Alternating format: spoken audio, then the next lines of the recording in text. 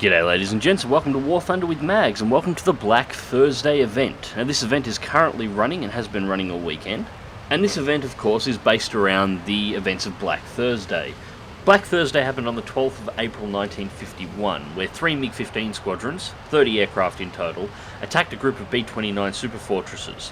Now they were able to outrightly destroy 3 of the B-29s and damage an additional 7 to critical levels of damage, without taking any losses themselves. The B-29s were under escort by F-80 Shooting Stars and F-84 Thunderjets. Now, from an historical standpoint, this was a very one-sided battle. The MiGs were faster, they were able to easily punch through the Thunderjets and the F-80 Shooting Stars, and just go straight in on the targets and eliminate them, booming out of the area and disappearing before anybody could intercept them.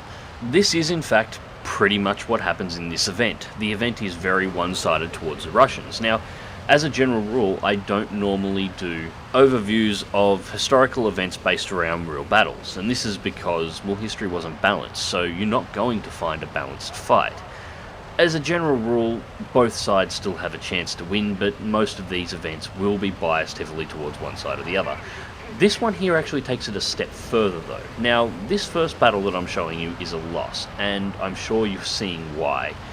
Most of our team is only just at this point getting into a position where we can begin to engage the MiG-15s, and that is only the F-80Cs. The P-80s are still catching up, and obviously the Thunderjets are still coming in as well.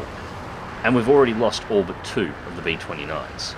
So an event based around a battle where the MiGs won and the MiGs are winning. What's the problem? The problem with this particular event is that the American team are largely irrelevant to the outcome of the battle. Now you're going to say that that sounds ridiculous. They're half the players in this particular match. They must be important. Well, no, they're not. In fact, nothing the Americans do in this match makes a difference to the outcome of the battle. It's all about the Soviets. It comes down to a very simple calculation. I played multiple instances of this. I lost count how many times I actually played this event, and from both sides, and I can honestly tell you that this is how it worked every single time. If more than half of the Russian MiG-15s attacked the fighters, the Russians lost. If more than half of the MiG-15s attacked the bombers, the Russians won. The entire decision on whether or not the match is won or lost is made in the first 30 seconds of the match by the Russian team. The Americans have no say. They just ride the ride until it's over. Now you'll notice we're actually losing this match at the moment. The counter's going down because we've lost all the B-29s, but there are in fact 2 player-controlled B-29s in the background.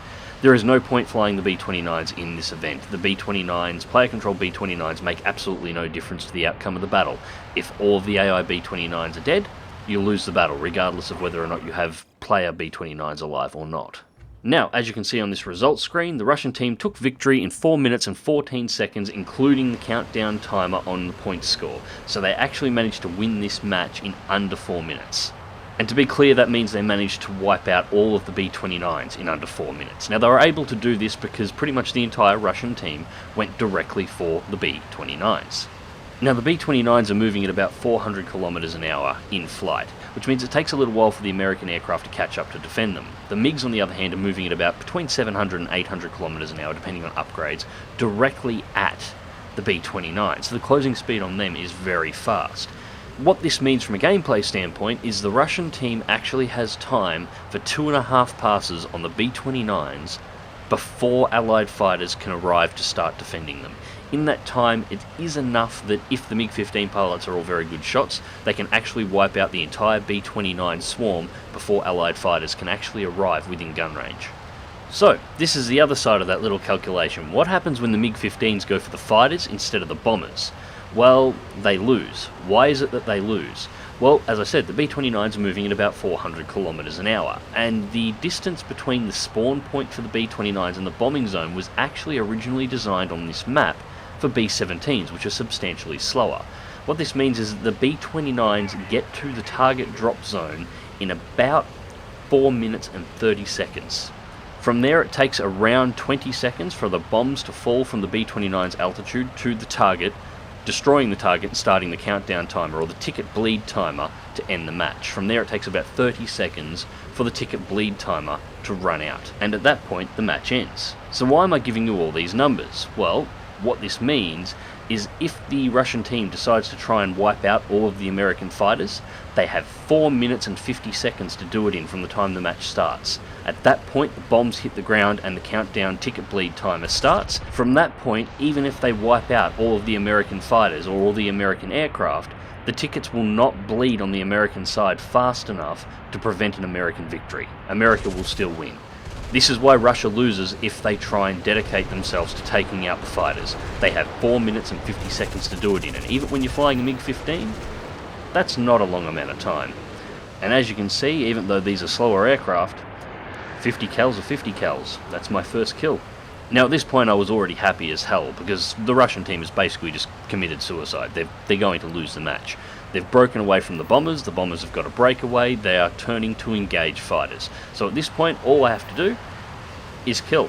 Even if I die, we're going to win. Second MiG-15 destroyed, and as you can see at the top of the screen, the bombers have dropped their bombs, they have hit target. The current flashing at the top of the screen is the bombs actually rapidly destroying the ground targets, and from here a smooth ticket bleed will start in just a few moments. It will continue on. So at this point, America has won. There is nothing the Russians can do at this point to actually win this match. So the only thing that's left to do is see how much damage we can do in this time. Now I'm 2 MiG-15s down, I have critical engine damage, but honestly the engine is not going to fail in the next 30 seconds, and that's how long this match is going to last for. So I'm just going to ride this thing until the timer runs out. Pushing over 900 kilometers an hour out of that dive, just under 3 kilometers off this MiG-15 and closing rapidly. He's pulled vertical, which is excellent. This will slow him down and allow me to close far more rapidly. First burst through, put some hits on him. No criticals unfortunately, he's being engaged by multiple aircraft. It doesn't really matter. This is just a giant feeding frenzy until that timer runs out. Roll the plane over so I can re-dive. Try and line him up through the blackout. I'm not actually sure if he's alive or not until I see the red then. Take the lead, there we go. Third kill of the match, 3 MiG-15s. Fourth MiG-15 is just ahead, start closing distance, but it is a little bit further out and there's only a few seconds time left on the ticket bleed. Still holding 730 kilometers an hour, we're about 3,200 feet. This is a good area for acceleration for the Thunderjet. 2 kilometers off the MiG-15, it is turning in my direction, which is nice. I turn to bank in and take a shot, but the mission ends. Victory for the American team. Let's go through the results. So, first place with 3 MiG-15s under my belt in a Thunderjet. Multi-Strike X2, Professional X2, Shadow Strike Streak X2, Win Streak X3, the best squad, Terror of the Sky, 64,100 silver lions, and the whole battle took 5 minutes and 24 seconds. This also finished off my G-suit. 3,268 research points in total on the Thunderjet. So, great match. But the problem is, as I mentioned before, this match wasn't decided by me. It wasn't decided by anybody in the American team. In fact, no decision that was made by any of the American pilots had any effect on the outcome of this battle. The Russian pilots chose, at the very start of this match, to engage the American fighters. At that point, they ran themselves into a situation that, short of the American pilots being utterly brain dead, it was impossible for them to eliminate all of the American fighters before the B-29s could deliver their bombs to target. And in that window, they lost the match. The difference in power between the F-80C, the P-80, the Thunderjet, and the MiG-15 and the MiG-15Bs makes absolutely no difference to the result of this battle, because the MiG-15s are actually capable, if they coordinate themselves, of eliminating the entire B-29 swarm before even the fully upgraded F-80Cs can manage to intercept the B-29s to begin defending. The entire Allied team could be flying pea shooters, and it would make no difference, because we can't stop the Russians from eliminating all the B-29s if they choose to do so. When the Russians choose to engage the American fighters, it doesn't really matter what the American pilots are flying at that point, because it's not the American pilots shooting down the MiG-15s that will end the battle. It's the AI B-29s that have been left alone completing their bombing mission that ends the battle. The American planes are largely irrelevant. You could actually change all the American planes to just P-51s, like they are in the normal Flight of the Swallows event, maybe some P-47Ms, and nothing would change in this battle. If the MiG-15s chose to engage the fighters, they lose. If the MiG-15s choose to engage the bombers, they win. It would change the outcome and the win rating of this battle in no way, shape or form. And I think that's possibly the most incredible part about this particular event, because the American teams have roughly a 50% win rating on it. Now what this means is the Russian teams are choosing to lose this battle 50% of the time.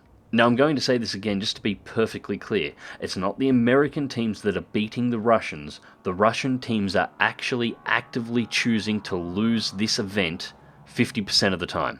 So in the end, I think this event needs a little bit of a redesign. Something that could change it would be to potentially put the Allied fighters a little bit closer to the B-29s, put the B-29s a little bit further back to make the event take a little bit longer, and then maybe have the MiG-15s actually attack from the side rather than from directly in front. Just a change on the spawn point positions and moving the B-29s back, I think would change this event for the better and make it far more interesting.